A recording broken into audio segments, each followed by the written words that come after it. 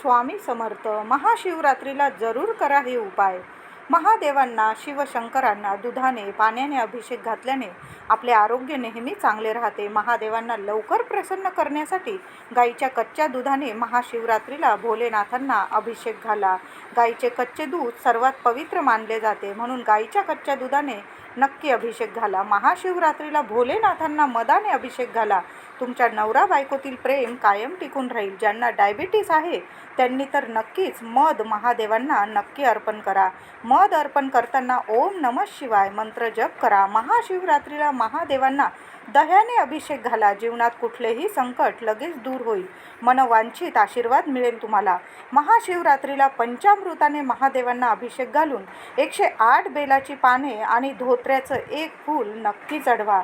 तुमच्या मनातील सर्व इच्छा भोलेनाथ, भोले भंडारी नक्कीच पूर्ण करतील.